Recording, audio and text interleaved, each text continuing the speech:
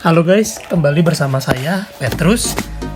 Di video kali ini saya akan membahas mengenai BPJS atau bayar sendiri.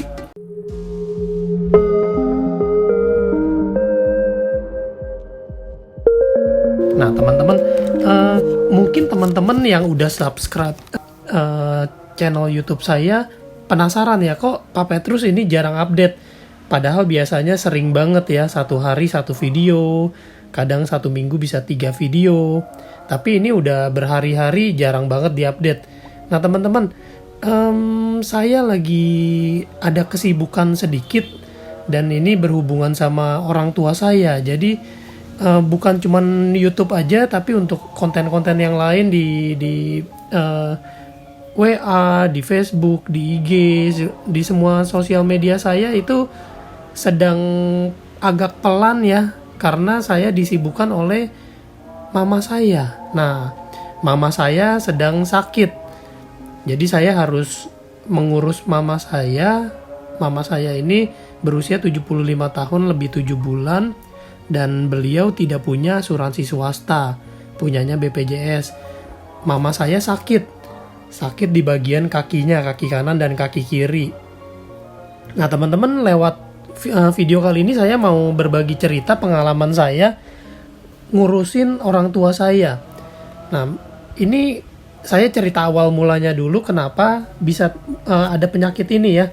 Jadi teman-teman, siapa tahu dari cerita saya ini bisa ambil hikmahnya, ambil nilai moralnya dan bisa belajar dari pengalaman saya. Awal-awalnya ini sih sebenarnya mama saya sehat-sehat aja, maksudnya ya pernah stroke sih, tapi udah lama, 2015 ya. 2015 pernah stroke dan udah sembuh dan udah bisa bolak-balik pasar dan sebagainya, itu udah lancar bolak-baliknya.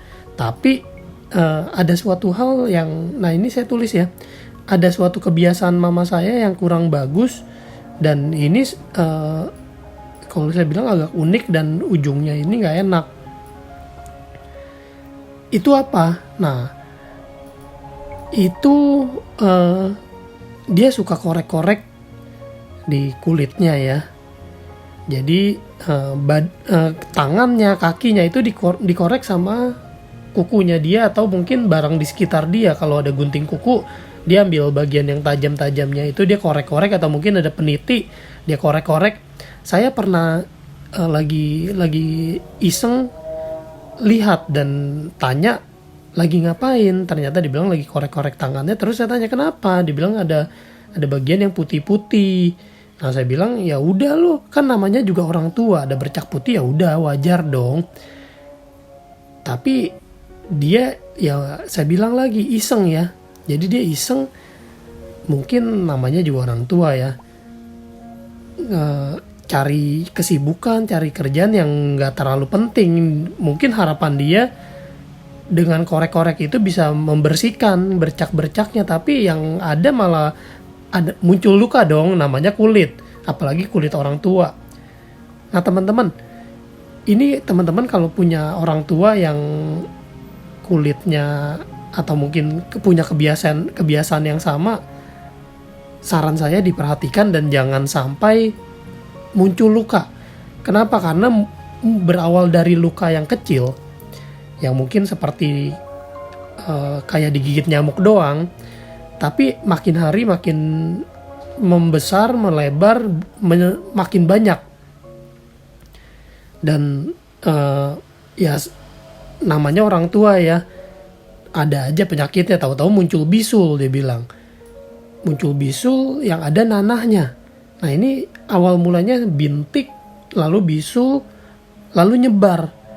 Ini teman-teman. Dan ya namanya orang tua lagi ya, saya bilang ya. Begitu saya bilang, oke, yuk ke dokter. Dia nolak, benar-benar nolak. Saya udah agak sedikit memaksa, dia tetap nolak. Dia bilang nggak usah, nanti juga sembuh sendiri. Ini dia sering banget ngomong ini, dia bilang nanti juga sembuh sendiri. Saya bilang ini kelihatannya lumayan mencurigakan. Kenapa? Karena makin banyak, makin besar, bukan cuma di kaki kiri, muncul juga di kaki kanan. Saya juga bingung kok bisa menular gitu, maksudnya dari satu titik tahu-tahu muncul beberapa titik, dan titik itu makin membesar dan makin bernanah, dan dia pakai cara dia sendiri. Entah itu pakai obat dari mana, saya nggak tahu, dia punya obat sendiri ya kan. Dan akhirnya dia ikut sama tetangga kebetulan ada yang kurang lebih seumuran dan sering ngobrol mereka. Akhirnya dia ikut tetangga ke puskesmas bareng-bareng, lalu minta salep sama obat-obatan, minta diobatin sama dokter di puskesmas. Dia bilang, oh pakai BPJS, bareng tetangga, dan itu gratis. Saya bilang, oh ya udah, oke, bagus dong. Artinya ya ada keinginan untuk mengobati. Nah, masalahnya salep dan obat-obatan dari puskesmas itu tidak mengobati, karena yang saya lihat seminggu pertama nggak ada perubahan. Akhirnya begitu obatnya habis, dia minta diantar karena tetangga kebetulan nggak ngajak lagi. Dan saya coba antar, ya memang sih gratis. Nah ini sekedar berbagi pengalaman juga. Mama saya ini ke puskesmas yang di Vaskes berbeda dari yang dia kan Jakarta Barat, tapi dia ke Vaskes yang Jakarta Pusat. Nah itu harus membayar 10.000. Jadi buat teman-teman yang ini informasi aja sih, 10.000 itu untuk karena Vaskesnya berbeda. Tapi masalah obat-obatan dan sebagainya itu selebihnya gratis. Nah itu cuman intermezzo aja. Lalu saya sambung lagi. Setelah 2 minggu, setelah obat dan salapnya habis, muncul nanahnya makin banyak dan lukanya saya lihat makin parah. Teman-teman mau gak lihat fotonya? Kalau mau nanti saya share ya, atau saya share di sini aja nggak apa-apa. Saya share ya, mungkin nanti bagi teman-teman yang nggak kuat ngelihat, boleh di skip atau mungkin matanya ditutup dikit. Ya saya sih kasih fotonya mungkin yang terkini ya, karena yang baru-baru, yang maksudnya pas awal-awal masih bintik itu belum saya foto-fotoin. Tapi begitu sudah melebar, sudah bernanah, sudah dalam pengobatan hari-hari terakhir inilah, itu rajin saya fotoin untuk saya share ke keluarga saya, karena saya kan ada beberapa saudara dan mereka tinggalnya tidak serumah dengan saya, jadi saya share. Nah teman-teman, singkat cerita, puskesmas tidak memberikan penyembuhan yang berarti.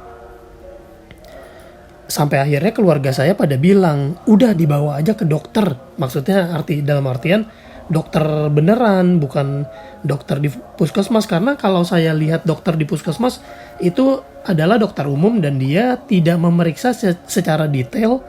Dan mohon maaf, pengetahuan tentang lukanya kayaknya kurang ya. Jadi saya nggak tahu nih apakah diberikan obatnya cocok atau tidak. Sebab saya lihat saya pas saya nemenin itu, dokternya hanya senterin lukanya, lalu dibilang, oh ini nanti saya resepin obat, nanti dipakai aja salepnya sama diminum obatnya. That's it gitu. Ya saya nggak tahu apakah dokter ini kompeten atau tidak. Dan ternyata setelah 3 kali ke puskesmas dan tidak kunjung sembuh, itu akhirnya dokter merujuk ke rumah sakit. Dokter di puskesmas merujuk ke rumah sakit. Dan itu pun setelah saya ajak-ajak ke dokter. Jadi agak panjang sih sebenarnya ceritanya. Intinya orang tua saya ini agak bandel, saya ajak ke dokter nggak mau. Dan saya paksa. Oh ini saya cerita sedikit ya. Ini saya jebak. Maksudnya untuk kebaikan dia. Jadi dia bilang saya mau ke puskesmas. Saya bilang oke.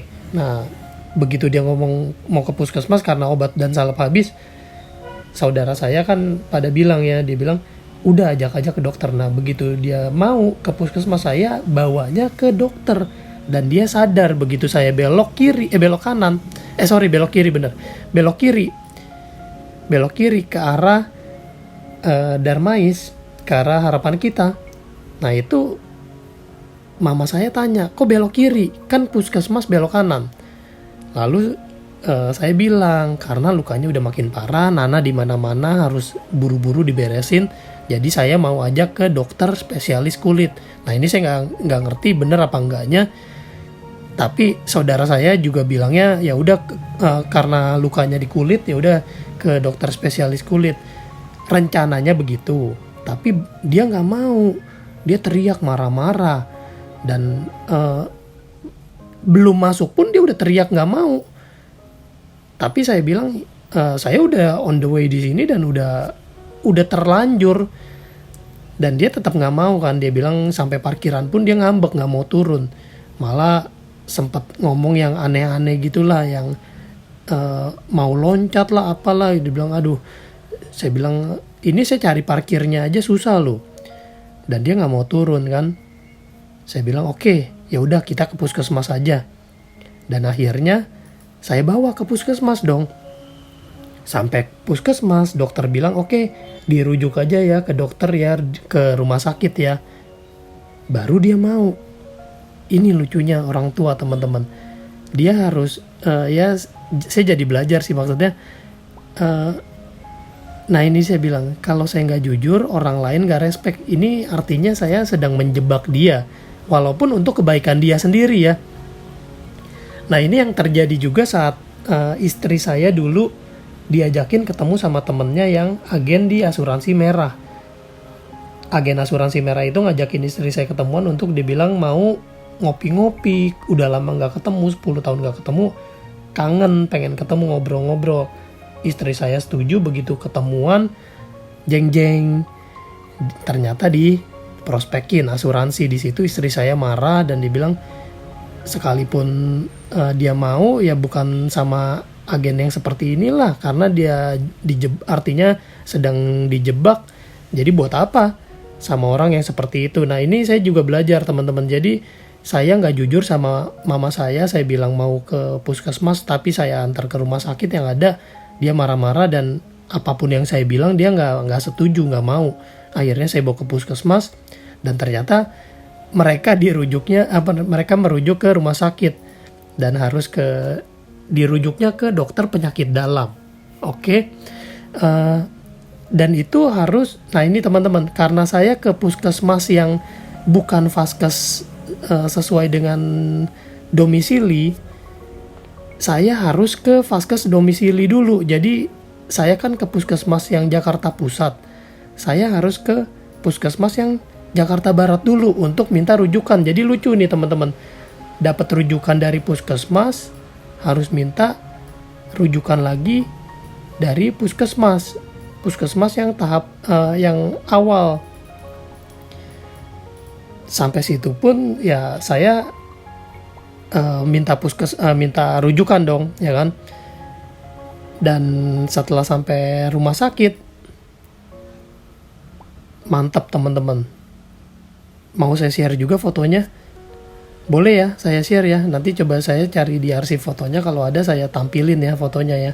Itu rumah sakitnya ya, mungkin saya jamnya lagi kurang tepat kali datangnya ya. Itu penuh banget teman-teman. Itu lebih penuh dari pasar. Nah itu padat banget, dan saya jujur kan baru pertama kali ya mau ngurusin beginian. Jadi saya coba ambil nomor antrian, saya dapat nomor 200. Lalu saya lihat di layar 120. Saya mikir ini masih ada 80 antrian, bisa berapa lama ini? Saya ambil nomor antrian umum dong berarti. Jadi saya ambil 2 nomor, satu antrian BPJS, satu antrian umum. Dan itu baru ngomong tentang mendaftar, tentang pendaftaran. Ya udah, berhubung anggota keluarga saya juga pada nanya saya, dan pada bilang ya udah biar cepet, kasihan orang udah tua, ambil yang umum aja. Dan itu dapat nomor 13 saya. Nomor 13 ternyata langsung dipanggil langsung dipanggil dan nggak pakai lama, hitungannya menit lah, karena nggak ada yang ngantri di berbayar ya kalau saya bilang ya. Jadi udah beres dalam 15 menit udah langsung masuk ke ruangan dokter, itu kurang lebih ya mungkin di bawah 15 menit ya. Dan yang BPJS masih pada ngantri itu teman-teman. Dan ya saya bayar, ini bayar biaya rumah sakit, administrasi, dokter, obat-obatan, semuanya saya bayar. Nah ini teman-teman, dan sama dokter penyakit dalam ini dirujuk ke dokter bedah, karena dokter penyakit dalam nggak bisa melakukan pembedahan, maksudnya bukan bidangnya dia. Dan untuk ke dokter bedah ini ya saya juga pakai biaya pribadi lagi, karena ini yang terjadi lagi, terulang lagi teman-teman. Rumah sakit penuh, antrian panjang, saya nggak tega sama orang tua saya, akhirnya ya mau nggak mau saya pakai biaya pribadi. Nah ini detailnya saya cerita di blog saya. Orang tua saya harus cek darah, harus balik lagi 2 hari lagi. Ya intinya sakit itu nggak enak teman-teman. Ya saya bersyukur sih so far saya dan orang tua saya dan keluarga saya negatif COVID semua. Saya ngeri-ngeri sedep sih, karena rame banget. Banyak orang yang pakai masker, lepas masker. Tapi saya selalu menjaga protokol sih, saya cuci tangan, saya pakai hand sanitizer. Dan saya kelar kurang dari 1 jam lah, saya kelar semuanya untuk urusan obat, antri dokter sampai antri obat itu kurang dari 1 jam. Luar biasa ya teman-teman ya. Ini kelebihannya kalau kita bayar sendiri. Tapi ya kalau memang kita punya waktu, boleh banget pakai BPJS teman-teman, karena gratis. Nah saya cerita lagi, sampai dokter bedah itu nanahnya itu dibersihin, diobok-obok, ditusuk-tusuk, dikorek-korek, digunting itunya. Aduh teman-teman, pengalaman banget sih ini, maksudnya yang ngeri tapi mau nggak mau gitu ya, udah terlanjur, udah terjadi, apa yang harus dilakukan lagi, harus percaya dokter. Ya saya bilang ya, kalau sebelum misalnya contoh pas masih bintik itu udah langsung ke rumah sakit atau ke dokter yang tepat, ya udah pasti nggak akan seperti ini. Sekarang lukanya parah banget teman-teman, dan kaki mama saya itu bengkak. Yang sebelah kanan bengkak, yang kiri udah nggak bengkak tapi masih ada lukanya. Nah, teman-teman, intinya saya sejauh ini bayar pakai biaya pribadi. Dan saya punya mama saya bayar terus iuran BPJS ada, dan ya udah yang ada untuk membantu peserta yang lain. Dan jujur sih biaya-biaya yang sudah saya keluarkan ini ya lumayan teman-teman. Untuk pertama kali berobat aja lebih dari 200.000, lalu yang kedua kalinya lebih dari 400.000 ya, lalu yang ketiga kalinya lebih dari 600.000, yang keempat kalinya itu 1,2 juta karena ada tindakan. Nah lumayan ya teman-teman ya, dana yang dikeluarkan ya itu berlanjut terus teman-teman. Dan dokter sampai bingung, kok kamu nggak pakai, dia nanya kan, kamu pakai BPJS gak? Saya bilang saya ada BPJS tapi pakai biaya pribadi. Loh kok nggak pakai BPJS? Ini deh saya bantu buatkan rujukan. Wah baik sekali ya dokternya ya. Lalu dia bilang nanti next pakai BPJS saja. Dan saya mencoba. Nah ini pada saat saya tulis artikel ini seluruh biaya masih pakai bayar pribadi, tapi untuk pengobatan satu kali atau 2 kali terakhir, baru satu kali yang terakhir ini itu pakai BPJS teman-teman. Kenapa? Karena saya pikir lumayan juga. Saya kaget untuk tindakan yang terakhir itu 1,2 juta, saya pikir kalau harus terus-terusan keluar 1,2 juta atau lebih berasa juga. Jadi saya coba pakai BPJS dan ya beda teman-teman ngantrinya. Kebetulan sih waktu kemarin saya datang pas sore itu lumayan sih. Dari jam 4 kelarnya sebelum jam 6, jadi kurang lebih 2 jam lebih. Tapi itu sore. Sedangkan saya lihat, saya tanya orang yang ada juga yang dari jam 1 siang masih ngantri ada. Gitu. Jadi ya gitulah teman-teman. Intinya untuk berobat di rumah sakit itu harus ada rujukan dari puskesmas, dan untuk dapat rujukan dari puskesmas itu harus puskesmasnya yang Vaskes 1. Kalau teman-teman di Vaskes yang bukan domisili itu harus dari Vaskes 1 baru bisa untuk berobat di rumah sakit. Itu teman-teman. Dan nggak semua obat ready di rumah sakit. Saya nggak tahu gimana sistemnya, tapi harus saya beli sendiri lagi di apotik. Ada beberapa obat yang nggak ready, atau mungkin ya memang karena obatnya susah atau jarang ada ya. Dan sekarang itulah teman-teman, saya sibuk jadi perawat sekaligus driver sekaligus ya semuanya lah, merangkap lah teman-teman. Jadi saya merawat orang tua saya pagi dan sore, dan siang pun ingetin dia untuk makan obat dan sebagainya. Waduh, jadi panjang sekali ya ini.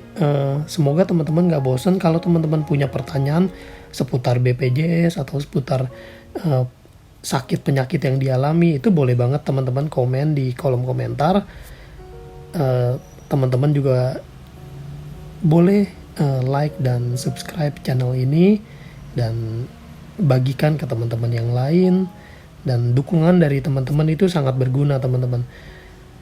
Dan sekedar informasi, saya masih agen Allianz, dan saya masih agen di 3 partner broker insurance juga, di Fuse Pro, di Koala Plus, dan Pasar Polis. Jadi untuk kebutuhan asuransi teman-teman jangan ragu, saya selalu siapkan waktu dan tenaga untuk teman-teman semua. Kebetulan karena kesibukan ini, jadi urusan yang apa namanya, kebetulan sih memang lagi tidak terlalu hektik sih untuk urusan asuransi. Jadi, dan saya bersyukur di bisnis asuransi ini saya punya waktu ya. Saya punya waktu untuk mama saya, punya waktu untuk istri saya dan anak-anak saya, dan ya income tetap masuk sih. Terima kasih untuk nasabah-nasabah yang sudah mempercayakan, apalagi yang di luar kota ya. Nanti saya cerita deh, ada satu nasabah di luar kota. Oke, ya ini saya cerita ya teman-teman ya. Saya adalah perusahaan asuransi untuk mama saya. Bukan cuman saya sih, saudara-saudara saya juga, mereka semuanya support dalam hal dana, dalam hal perhatian dan sebagainya. Lewat YouTube ini saya juga mau berterima kasih pada saudara-saudara saya yang sudah selalu support saya dan mama saya dan mama. Ya teman-teman, ambil hikmah lah dari setiap kejadian. Dan selama masih ada orang tua, kita harus berbakti teman-teman. Karena orang tua sudah melahirkan kita, membesarkan kita, dan kini saatnya untuk kita membalas jasa mereka. Oke teman-teman, tetap sehat selalu dan tetap diberkati selalu. God bless you teman-teman. Sampai jumpa di video berikutnya. Saya Petrus Jacob.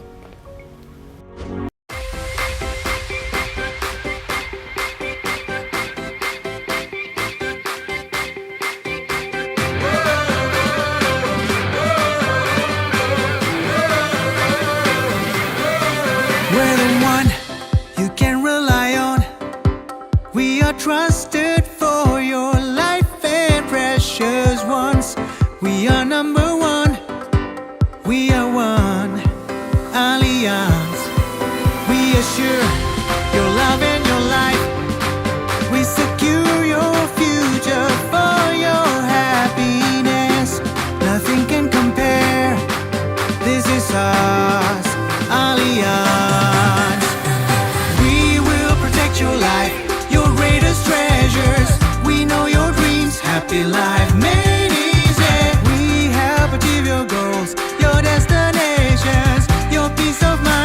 Instant care made easy. Where the